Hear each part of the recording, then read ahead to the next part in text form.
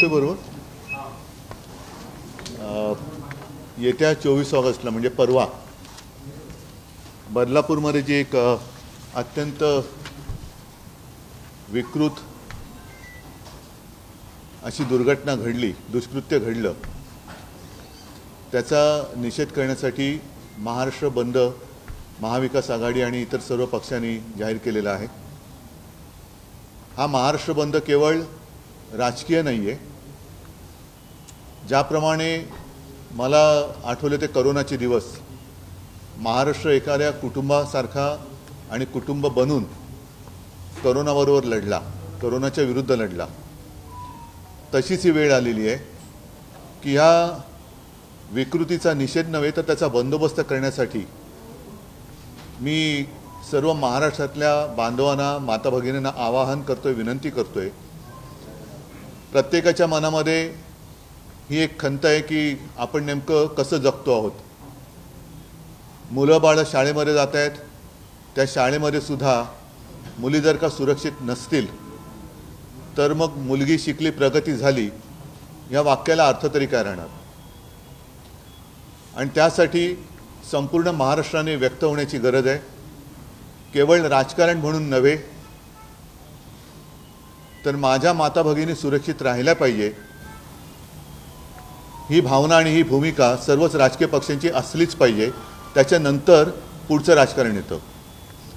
जर का एकूण आपण पाहिलं तर कालचीच केवळ एक घटना नाही आहे, तर गेल्या काही दिवसातल्या वृत्तपत्रातल्या बातम्याच मी कापून आणलेल्या आहेत। ही 21 ऑगस्टची आहे। गेल्या 5 वर्षात 20,000 बालिकांवरती अत्याचार ही बातमी आलेली आहे।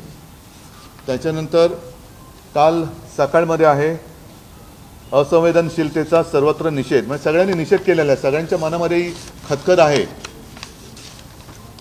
त्याच्यानंतर ही एक घटना आहे, चांदिवलीमध्ये एका चिमुरडीवरती अत्याचार झाला होता। मंत्री लोढा यांनी कुटुंबाची भेट घेतली।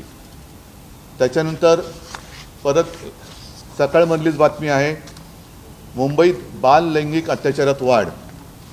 आत्ता सुद्धा येताना मी ऑनलाईन पाहिलं की ठाण्यामध्ये एक अशीच घटना घडलेली आहे। हे नुसतं पाहत पाहत कुठपर्यंत जायचं आपण। गेल्या आठवड्यामध्ये बंगालमध्ये जी एक असंच कृत्य घडलं त्याच्या निषेधार्थ देशभरामध्ये एक आगडोंब उसळला। त्याच्याही पूर्वी आपल्याला आठवत असेल की निर्भया जी घटना घडली होती, म्हणजे दुष्कृत्य झालं होतं, त्याहीबद्दल संपूर्ण देश खडबडून जागा होऊन त्याच्या विरोधात उभा राहिला होता। तशीच ही एक घटना आहे। अनेक घटना जेव्हा एकत्र होतात आणि सहनशीलतेचा जेव्हा अंत होतो तेव्हा जनभावनेचा उद्रेक होतो। मला वाटतं तो क्षण जवळ येत चाललेला आहे। या बंदमध्ये कोणताही राजकीय अभिनिवेश नाही आहे। ज्याप्रमाणे आपण करोना व्हायरसशी लढलो तसाच हा एक विकृतीचा व्हायरस आहे। महाराष्ट्राच्या कानाकोपऱ्यामध्ये एक वातावरण निर्माण झालं पाहिजे की कोणीही असं दुष्कृत्य करायला धजावला नाही पाहिजे। जर कोणी करेल तर त्याला ताबडतोब शिक्षा होते आणि अत्यंत कठोर शिक्षा होते। ही भीती ह्या विकृतांच्या मनामध्ये निर्माण करण्यासाठी म्हणून हा बंद करतोय। कोणतेही राजकारण याच्यामध्ये नाही आहे। सुरक्षित बहीण ही एक प्राथमिकता असली पाहिजे। जर बहीण सुरक्षित असेल तर मग लाडकी बहीण वगैरे योजना आणता येतात। आणि म्हणून मला असं वाटतं 24 ऑगस्टला महाराष्ट्रातल्या तमाम जनतेला मी विनंती करतोय की आपण सगळेजण जातपात, धर्म, पक्ष वगैरे भेद बाजूला ठेवून, कारण मुलगी ही मुलगी असते। अनेक मुली आपण शाळेमध्ये जाताना येताना पाहतो। आपल्या राज्यामध्ये मुलींना शिक्षणाची मोफत सोयसुद्धा केलेली आहे, तशा सुविधा दिलेल्या आहेत। ही एक चांगला हा एक जरी प्रकार असला तरी जर मुलगी शाळेमध्ये सुरक्षित नसेल तर मग त्या शिक्षणाचा उपयोग काय। आणि काही वर्षांपूर्वी ती एक कविता आज सुद्धा ती फिरते, उठो द्रौपदी शस्त्र उठालो, तिची मोठी कविता आहे ती। मी अख्खी कविता किती वाचत नाही, पण उठो द्रौपदी शस्त्र उठालो अब गोविंद ना आएंगे, म्हणजे आता कोणी तुझं रक्षणासाठी येणार नाही असं त्या कवी ते पुष्यमित्र उपाध्याय म्हणून आहेत, त्यांनी ते सुचवलेले पूर्ण कविता ही आजच्या परिस्थितीवरती एक चपकल बसणारी आहे। पण हे उठो द्रौपदी शस्त्र उठालो आपण कोणाला सांगतोय? जी मुलगी बिचारी कडेवरची पोर आहे, तिलाच अजून उचलून आपल्याला घ्यावं लागते। ती मुलगी, तिला शस्त्र म्हणजे काय हे सुद्धा माहिती नाहीये। तिला कविता ती वाचणार कधी, ती शिकणार कधी? ती शिकण्यासाठी म्हणून आपण तिला शाळेत पाठवतोय. मग कडेवरचे मुलं ज्यांच्यावरती अत्याचार होत आहेत एकतर घाबरून गप्प बसतात किंवा त्यांच्यावरती झालेला अत्याचार जेव्हा कळतो त्यावेळेला जर प्रशासन पोलीस हे ढिम्मपणे वागणार असतील तर मग जनतेने करायचं तरी काय? हे परवापासून जे काही घडतंय हा जनतेचा उद्रेक आहे, जनतेचा उद्वेग आहे आणि त्या उद्वेगाला वाचा फोडण्यासाठी हा 24 ऑगस्टचा बंद आपण करतो. हा बंद परत एकदा सांगतो कोणत्याही राजकीय पक्षाचा नसून हा माझ्या बहिणीचा माता भगिनीच्या रक्षणासाठी आपण किती जागरूक आहोत हे दाखवण्यासाठी हा बंद आहे. केवळ राजकीय कार्यकर्त्यांनी याच्यामध्ये यावं असं नाही आहे, तर स्वतःहून, म्हणून मी करोनाचा उल्लेख केला की स्वतःहून हा बंद पाळला पाहिजे. तर आपण सगळे एक होऊन या विकृतांना सुद्धा एक मनामध्ये दहशत आपण बसू शकतो आणि त्यासाठीच ह्या उद्वेगाला आणि उद्रेकाला वाचा फोडण्यासाठी हा परवाचा बंद आहे. बदलापुरात जो जनतेचा उद्रेक बदला त्याला राजकारण आहे कारण आणि विरोधकांनी सर्व कार्यकर्ते ह्या असं कोण म्हणते? मुख्यमंत्री म्हणतात. मला वाटतं त्यांच्या मुळामध्ये त्यांनी सांगितलं त्याच्यामध्येच त्याचं उत्तर आहे. ही काही निवडणूक डोळ्यासमोर ठेवून लाडकी बहीण योजनेसाठी ही काही राबवलेली योजना नव्हती. मुळात त्यांचंच घर आहे ते ठाणे जिल्हा आणि त्याच्याच बाजूला हे बदलापूर आलं त्याच जिल्ह्यामध्ये येते. तर त्यांना हे जे काय घडले ही घटना ही मान्य आहे का? हे दुष्कृत्य ते अमान्य करतायत का? किंवा असं झालं तरी चालेल पण लाडकी बहीण काल मुख्यमंत्री कुठे होते? म्हणजे एका ठिकाणी ह्या घटनेचा निषेध सर्वत्र होत असताना राज्यभर निषेध झाला त्यावेळेला मुख्यमंत्री रत्नागिरीमध्ये लाडक्या बहिणीसाठी तिकडे हात पसरून बसले होते, सगळ्या राख्या म्हणतात. अरे तुम्ही तुमच्या हाताला बांधलेल्या राखीच्या बंधनाला तरी जागा. किती निर्लज्ज व्हायचं, किती निर्लज्ज व्हायचं. ही परत एकदा सांगतो मुख्यमंत्र्यांना तसं वाटणं स्वाभाविक आहे कारण मुळामध्ये ते घटनाबाह्य मुख्यमंत्री आहेत. त्यांच्या अकलेचं दिवाळखोरपणाबद्दल मी काय बोलणार नाही आहे, परंतु ज्याप्रमाणे त्यांनी निवडणूक डोळ्यासमोर ठेवून, आता तर मी स्पष्टच बोलतो, निवडणूक डोळ्यासमोर ठेवून जनतेचा पैसा वापरून म्हणजे जनतेचाच पैसा जनतेवरती खिरापत वाटल्यासारखा वाटण्यासाठी म्हणून जी योजना आणले तशी ही योजना नव्हती. हे दुष्कृत्य आहे, ही विकृती आहे आणि त्याच्यात राजकारण आणणं हे जर का या घटनाबाह्य मुख्यमंत्र्यांना वाटत असेल तर ते सुद्धा विकृत आहेत, विकृत मानसिकतेचे आहेत. ज्यांना या दुष्कृत्यामागे आणि त्याचा निषेध करण्यामध्ये राजकारण आहे असं वाटतंय ते सगळे विकृत आहेत किंवा ते सगळेजण ह्या नराधमांचे पाठीराखे आहेत. कारण आंदोलकांच्या गर्दीमध्ये काही लाडकी बहीण योजनेचे फ्लेक्सेस आढळले त्यानंतर असेल ना, पण म्हणून निषेध व्यक्त करू नये का? आता सुद्धा मला बदलापूरचे शिवसैनिक भेटायला येणारच आहेत. एखाद्या घटनेचा निषेध करणं हे राजकारण कधीपासून यांना वाटायला लागलं? हे राजकारणात काय म्हणजे निषेध पण करायचा नाही. पोलिसांनी एकतर ज्या काही बातम्या अंगाला म्हणजे वाचायला सुद्धा अंगावरती काटा येतो एवढ्या घृणास्पद पद्धतीने हे असंवेदनशील सरकार वागतंय. काही महिन्यांपूर्वी लोकसभेच्या आधी आमच्या विनोद घोसाळकरांच्या पुत्राची हत्या झाली, अभिषेक. त्याही वेळेला यांनी जबाबदारी झटकली आणि तेव्हा तर उपमुख्यमंत्री जे देवेंद्र फडणवीस ते एवढ्या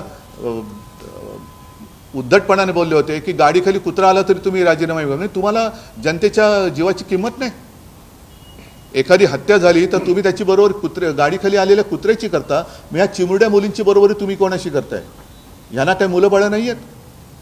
हे काय सुरक्षित नाही आहेत का? असुरक्षित आहेत का सुरक्षित आहेत? काय नेमकं काय बोलायचं त्यांना?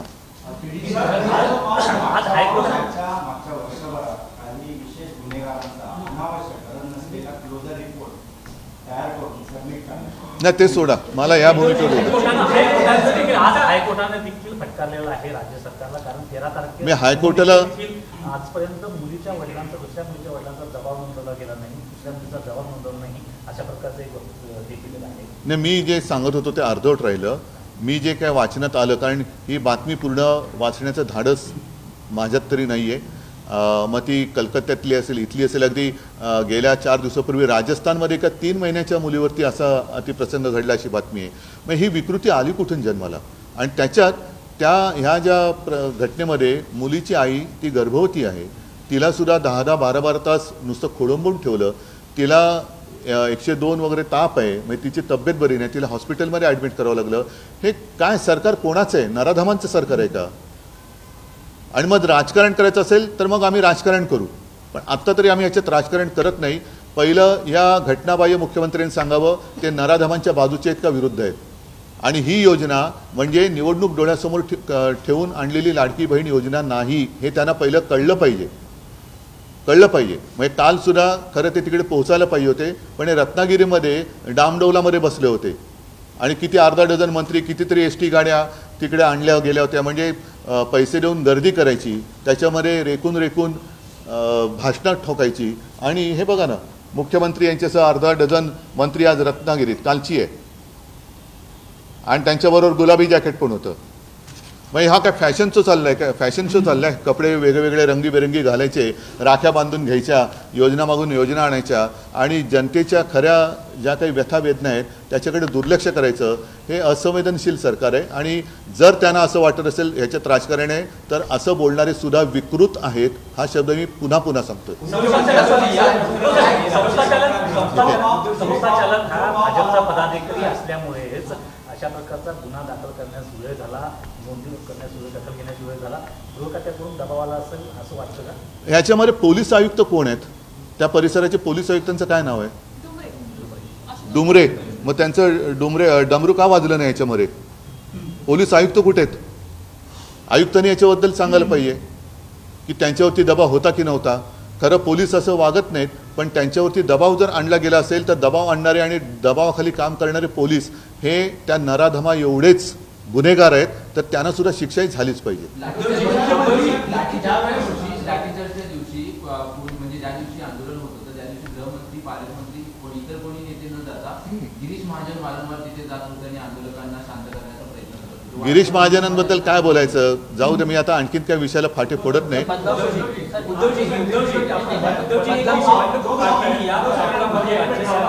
SIT स्थापन केलेली आहे, फास्ट ट्रॅकच्या माध्यमातून या प्रकरणाचा मोक्ष होणार आहे. मुख्यमंत्र्यांनी असं म्हटलंय की 2 महिन्यापूर्वी अशीच एक घटना घडली होती, त्या प्रकरणातही SIT फास्ट ट्रॅक स्थापन करून मला असं वाटतं शिक्षा न्यायालयामार्फत दोषींना देण्यात आली किंवा जशी ती जी फाशीची शिक्षा त्यांनी म्हटलं फाशी दिलं गेलं तर त्याच्याबद्दल एक SIT नेमा आणि कोणाला फाशी दिलं आणि कोणती प्रसंग घटना होती त्याची माहिती काढा. त्याच्यासाठी एक वेगळी SIT नेमा आणि त्या SITच्या माध्यमातून असं कोणाला फास्ट ट्रॅकवरती ती केस चालून फाशी दिले गेले ते सुद्धा एक संशोधन करा. एकाने विचार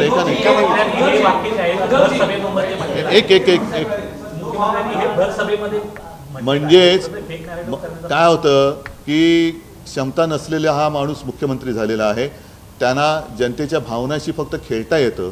म्हणजे मला खरंच दुर्दैव वाटतं की अशी व्यक्ती ही राज्यकर्ती आहे, एकतर गद्दार आहे आणि त्याच्यानंतर राज्य करताना जनतेशी सुद्धा त्यांच्या भावनेचीही गद्दारी करतायत. ह्याच्याबद्दल मला खरंच दुःख होते.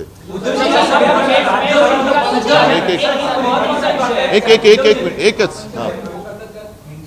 कोणी काही करू नये याची ही जबाबदारी आहे. कारण प्रणितीताईंनी असं म्हटलं होतं की आग लागली पाहिजे होती, याचं क्रिटिसिझम होतं. असं याचं बॅलेन्स आंदोलन करण्यापेक्षा आग लावली पाहिजे होती. नाही कोणीही शिंदे यांचं विधान नाही. माझं म्हणणं आहे की आताताई पाऊल उचलण्याचा विचार केव्हा येतो? ज्या वेळेला जी एक यंत्रणा असते तिच्याकडनं प्रतिसाद मिळत नाही. जर त्या मुलीच्या पालकांची दखल वेळेत घेतली गेली असती, त्या गुन्हेगाराला वेळेत अटक झाली असती तर हा विचार कोणाच्या मनात आला नसता. जेव्हा अशा घटना घडल्यानंतर यंत्रणा ढिम्म राहते, गर्भवती आईला 10-12 तास खोळंबून ठेवलं जातं आणि त्याच्यानंतर जर का जनतेचा उद्रेक झाला तर त्याच्यात राजकारण आणलं असं म्हणणं आणि ज्यांनी आंदोलन केलं त्यांच्यावरतीच गुन्हे दाखल करणं, हे असं बघितल्यानंतर मग आग लागो तुझ्या कारभाराला असंच म्हणायची वेळ येते.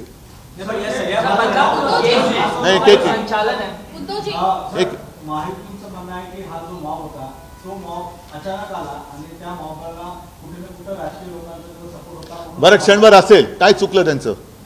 म्हणजे निषेध पण करायचं नाही. जर ते उतरले नसते तर गुन्हा दाखल झाला असता का? काल सुद्धा आमच्या सुषमाताई जाऊन बसल्याच ना, त्या बसल्यानंतर तो तिथला दुसरा नालायक वामन म्हात्रे त्याच्यावरती गुन्हा दाखल झाला, नाही तर तो सुटलाच होता. हेच तर माझं म्हणणं आहे की जर तुम्हाला याच्यात राजकारण वाटत असेल तर याचा अर्थ तुम्ही तुमच्या काळात जे काही गुन्हे घडत आहेत, आता तुम्ही जो सांगितला प्रश्न विचारला, मला पण अशी माहिती मिळाली की ही शाळा RSS किंवा भाजपच्या लोकांशी संबंधित अशी माहिती मिळाली. खरी खोटी मी बघायला गेलो नाही, पण एक गोष्ट नक्की की गुन्हा दाखल करून घ्यायला विलंब तर लागला, हे सत्य आहे. आणि त्याच्यानंतर जर का पोलीस आपल्या तक्रारीची दखल घेत नाहीत असं म्हटल्यानंतर परत एकदा सांगतो, ही मुलगी एक दुर्दैवानी ते एक प्रतीक झालं आहे. प्रत्येकाच्या मुली ज्या शाळेत शिकत आहेत त्या सगळ्यांच्या पालकांचा एकत्रित असा हा उद्रेक होता आणि आहे.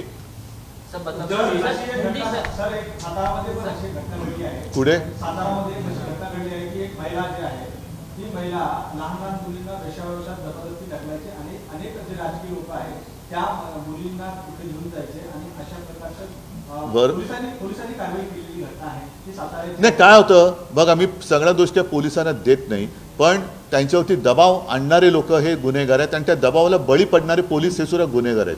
म्हणून मी म्हटलं की या सगळ्या प्रकरणामध्ये ठाण्या परिसराचे आयुक्त कोण हेच कोणाला माहिती नाही आहेत. आयुक्त करतायत काय, आयुक्तांची जबाबदारी काय, त्यांनी काहीतरी याच्यावरती भाष्य करायला पाहिजे होतं. त्यांना सुद्धा माहिती पाहिजे की आपल्या सगळ्या कारभारामध्ये कार्यक्षेत्रात काय होते आणि काय होत नाही.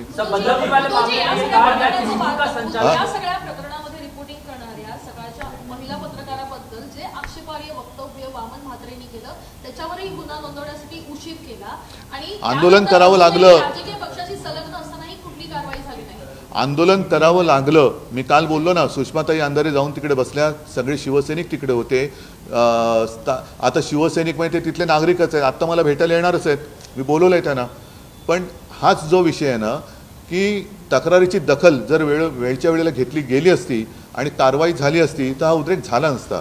आणि तसं अशी दुर्घटना पुन्हा होऊ नये म्हणून परवाचा जो बंद आहे, एक तर या विकृतांच्या मनामध्ये दहशत बसली पाहिजे पोलिसांवरती, आणि जे संवेदनहीन सरकार बसलेले 2-2.5 महिन्याच्या काळासाठी अजूनही त्यांना सुद्धा एक कळलं पाहिजे की आपण सगळ्या लोकांना असं गृहीत धरून चालता येणार नाही. आणि परत एकदा सांगतो की रक्षाबंधनाच्या दिवशी म्हणजे राखी पौर्णिमा, हे घटनाबाह्य मुख्यमंत्री कुठे होते ते काढा. कालसुद्धा एवढी तिकडे सगळा आगडो मुसळला होता तरीसुद्धा हे मिरवत होते रत्नागिरीमध्ये. हे किती निर्लज्जपणाचा कळस आहे. राख्या बांधून बांधून फोटो काढतायत, पण त्या बंधनाला अर्थ आहे. रक्षाबंधन म्हणजे दादा माझं रक्षण करतो, आणि तोच दादा जर का दादागिरी करत असेल ती दादागिरी चिरडण्याची हिंमत सगळ्या बहिणींमध्ये आहे. या घटनांमध्ये वाढ झाली आहे. घटना झाल्यानंतर राजकीय आरोप प्रत्यारोप होत आहे, पण लोकप्रतिनिधी म्हणून राज्यकर्ते किंवा विरोधक यांनी एकत्र येऊन काही कडक पावलं उचलणं, कायदा करणं, शक्ती विधेयक जे आणलं गेलं त्याचं पुढे काय झालं? अत्यंत एक महत्त्वाचा मुद्दा मला प्रामाणिकपणाने बोलावंसं वाटतं की आपण काय करतो. जसं मी आता आपण ह्या आठवतो निर्भया, त्याच्यानंतर मध्ये झालं होतं हाथरस, उन्नाव, तिथे सुद्धा पोलिसांनी परस्पर तो मृतदेह जाळून टाकला, कुटुंबियांना कळू दिलं नाही. नंतर या अशा घटना घडतात, थोडा एक काळापुरता उद्रेक होतो, पुन्हा आपण झोपतो, पुन्हा काहीतरी घडतं, पुन्हा आपण जागे होतो. तसं न होता आता आपण आलेली जाग ही जाऊ देता कामा नये.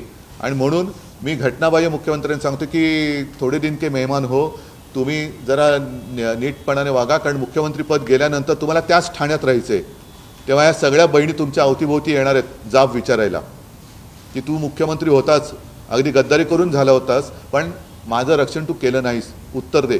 आणि त्याच्यासाठी जे शक्ती विधेयक आम्ही आणू पाहत होतो, जवळपास सगळी तयारी झाली होती.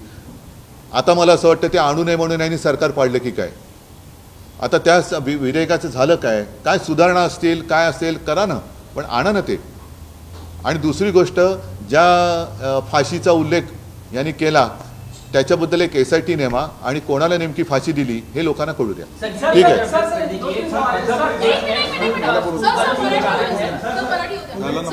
अक्षय शिंदेच्या कुटुंबाशी संपर्क साधला असता ते असं म्हणतायत की आम्हाला फसवलं गेलं आहे, अक्षय निर्दोष आहे, आम्हाला फसवलं गेलं आहे. त्या ठिकाणी महिला सेविका देखील होत्या, पण अक्षयने असं कृत्य केलं नाही, आम्हाला फसवलं गेलं असा वारंवार उल्लेख ते करतात. मी काही इकडे न्यायमूर्तीच्या भूमिकेत बसलेलं नाहीये. जर अक्षयला फसवलं गेलेलं नसेल तरीसुद्धा त्या मुलीसोबत जे झाले ते खोटं आहे का, म्हणजे मग हा प्रश्न अजून गहन होतो की मग खरा गुन्हेगार कोण आहे. जर हे खरं असेल तर तरी म्हणजे प्रश्न तोच राहतो, त्या मुलींसोबत झालेलं जे काय अपकृत्य आहे ते खोटं आहे का. महाराष्ट्र बंद करतात, स्वरूप नेमकं काय असणार? सगळे पक्ष एकत्र येऊन आंदोलन. मी सगळ्या नागरिकांना आवाहन करतोय, सर्व नागरिक, कारण केवळ राजकीय पक्षांच्याच मुली किंवा मुलं शाळेत शिकतात असं नाही आहे. अगदी ग्रामीण भागातली सुद्धा मुली, त्यांना तुम्हाला आठवते काही वर्षांपूर्वी शाळेत जाताना, घरापासून शाळा लांब होती, त्या शाळेत त्या मार्गामध्ये एका मुलीवरती हा प्रकार घडला आणि महाराष्ट्र पेटला होता. ही घटनासुद्धा तेव्हा खूप मोठी झाली होती, महाराष्ट्र पेटला होता. अशा आजही काही शाळा आहेत आणि जर का ह्या गोष्टी शहरातच घडत असतील, घराच्या बाजूच्या शाळेमध्ये, तर मला वाटतं सगळ्या नागरिकांनी, ज्यांना एक संवेदनशील मन आहे, त्यांनी स्वतःहून हा बंद पाळला पाहिजे, की जेणेकरून या नराधमांना वचक बसेल आणि असंवेदनशील सरकारला, जरी गेंड्याची कातडी, मी गेंड्याचा अपमान करू इच्छित नाही, पण जाड कातडी असली तर त्यांना काहीतरी टाचणी लागेल.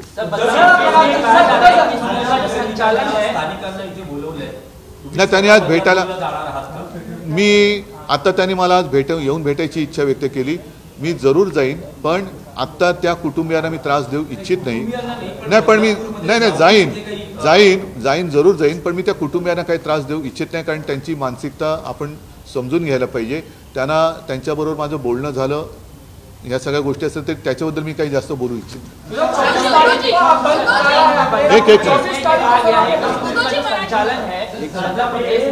संचालन है वो बीजेपी के लोग थे, उसमें शिवसेना यूबीटी के लोग थे, शिंदे के लोग थे. इसके लिए एफआईआर उन्हें बचाने की कोशिश की गई और इसलिए एफआईआर करने में देरी हुई. नहीं, वापस पूछो. बदलापुर केस मामले में जो कहा गया, स्कूल का जो संचालन है उसमें बीजेपी के लोग शामिल थे, शिवसेना यूबीटी के लोग शामिल. मेरे कौन लोग थे? मेरे कौन? ये आपके पास जानकारी किसने दी? ऐसा आरोप लगाया जा नहीं, किसी ने आरोप नहीं लगाया, ऐसे किसी ने आरोप नहीं लगाया.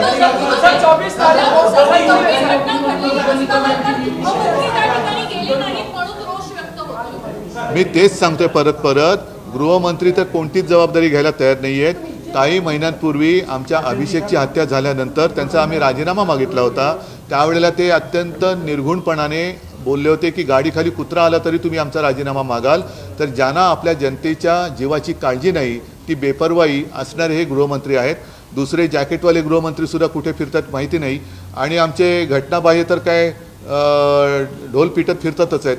त्याच्यामुळे ह्या सगळ्यांना जमिनीवरचा आक्रोश हा कळला पाहिजे. म्हणून मी परत एकदा महाराष्ट्रातील तमाम जनतेला हात जोडून विनंती करतोय की कोणतेही राजकारण न आणता आपल्या घरातल्या मुलीबाळींचं रक्षण करण्यासाठी आता आपल्यालाच पुढे यावं लागेल, आणि त्याच्यासाठी आपण जागे आहोत. या विकृत नराधमांना दहशत बसवण्यासाठी, तक्रार न घेणाऱ्या पोलिसांना सुद्धा ताळ्यावर आणण्यासाठी, आणि शासन तर घालवलंच पाहिजे. तर त्याच्यासाठी आपण आता जागे व्हा आणि ही जाग आता जाऊ देऊ नका.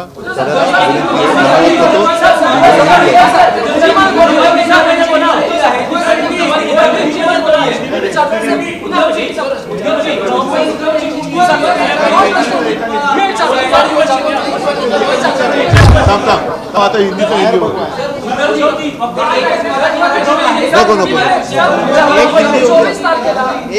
नहीं, हिंदी. 24 तारीख को अपने महाराष्ट्र जो बंद की आपने घोषणा की है, किस तरीके से पूरा बंद होगा? खासकर लोगों में बहुत रोष है, गुस्सा है, जो हमने बदलापुर में उस दिन भी देखा और अभी भी लोगों में गुस्सा है. लेकिन सरकार जो है, सरकार की ओर से, मुख्यमंत्री की ओर से राजनीतिकरण हो रहा है, इस स्थिति वो आरोप कर रहे हैं. क्या कहेंगे? जो भी घटना हुई है सिर्फ उसकी निंदा कर होने वाली बात नहीं है. हम देखते आ रहे हैं कई दिनों से. मैंने अभी जो मराठी न्यूज़पेपर में जो खबरें आई हैं पिछले कुछ दिनों से, ये घटना लगातार बढ़ती जा रही है. आज भी आते आते मैं ऑनलाइन पढ़ रहा था, ठाणे में ऐसा कुछ हुआ है, जहाँ हमारे जो घटनाबाह्य मुख्यमंत्री जी है, उन्हीं का वो थाना वहाँ रहते हैं वो. तो अब हमें चुप बैठना मतलब नामर्दानगी है. और जब भी ऐसी कोई आपत्ति होती है तो सारे लोग जाग जाते हैं, एक 2-4 दिन सारी बातें करते हैं और बाद में हमेशा के जैसे ठंडे हो जाते. तो अब हमें ठंडे रहकर कुछ होने वाला नहीं है. और इसलिए मैं सारी महाराष्ट्र की जनता है, जिसमें मेरी माँ, बहनें, सब कुछ, सारे लोगों को मैं विनती कर रहा हूँ, आप लोगों के लिए, आपकी बच्ची है, आपकी बहन है, आपकी माँ है, उनकी सुरक्षा के लिए अब ये जो सरकार है हिल नहीं रही और राजनीति कर रही है, राजनीति के आरोप लगा रहे हैं. तो उनको उनकी जगह दिखाने के लिए 24 तारीख का जो बंद है, जैसे हमने कोरोना के साथ एक जंग छेड़ी थी और महाराष्ट्र एक परिवार जैसे उसके साथ लड़ा था। तो अब हम परिवार बनकर ही इस विकृति का सामना करेंगे। सर लाडली कायदा आपने लाया, सर लाडली कायदा सरकार ने लाया हुआ है, लेकिन महिलाएं सुरक्षित नहीं है। सरकार मतलब जिस तरीके से योजना का पूरी तरीके से एक ढिंढोरा पीटा जाता है अगर आप, लेकिन महिलाएं सुरक्षित नहीं, तो ऐसी योजना का सब कुछ कोई मतलब है लगता है? हमारे लिए तो सुरक्षित बहना इसी को प्राथमिकता है और रहेगी। और जिस तरीके से ये जो सरकार चल रही है और जिस तरीके से वो सरकार चला रहे हैं, इनको लगता है कि योजना हम डिक्लेयर कर दे, महिलाओं के खाते में आने वाले 1-2 महीने में अगर पैसा डाले तो सारे महिलाओं की वोट जो है वो मिलेंगे। ऐसे नहीं होगा। महिला सुरक्षा चाहती है, महिला सुरक्षा चाहती है और वो हम उनको दे देंगे। दो स्टेटमेंट्स आप कैसे देखते हो? एक मुख्यमंत्री जब ये बोल रहे हैं कि जो प्रोटेस्ट बदलापुर में हुआ वो पॉलिटिकली मोटिवेटेड था, और प्रणीति शिंदे ये बोल रही है कि आग लगानी चाहिए। दो स्टेटमेंट। पहले जो आपने कहा, दुर्भाग्य है हमारे ये मुख्यमंत्री है, उनका जो स्टेटमेंट है इसमें राजनीति है, तो उनके मानसिकता विकृत है। जिस तरीके से ये जो दुष्कर्म किया है उसकी मानसिकता विकृति, वैसे इसमें राजनीति है ऐसे कहने वालों की मानसिकता भी विकृत है। और प्रणीति ने जो कहा है ये कब होता है? जब पूरे हम कहते कि पुलिस, ये जो बच्ची थी उसकी माँ और पिताजी वहाँ गए थे तो 10 घंटा 12 घंटा उनको ऐसे ही बेदखल किया गया था, उनकी कोई तकरार लेने के लिए तैयार नहीं था। और उसकी माँ तो गर्भवती है, अब वो हॉस्पिटल में उसको भर्ती किया गया, बुखार भी था, तेज बुखार था। सीधे रास्ते से अगर न्याय नहीं मिलता है तो लोगों की मानसिकता हो सकती है कि आग लगे तेरे जो कारोबार चल रहा है उसको, आग लागो तुझा कारोबाराला। तो ये तो मानसिकता हो सकती है, और इसको अगर आप राजनीति कहते हैं तो ऐसे लोग विकृत है।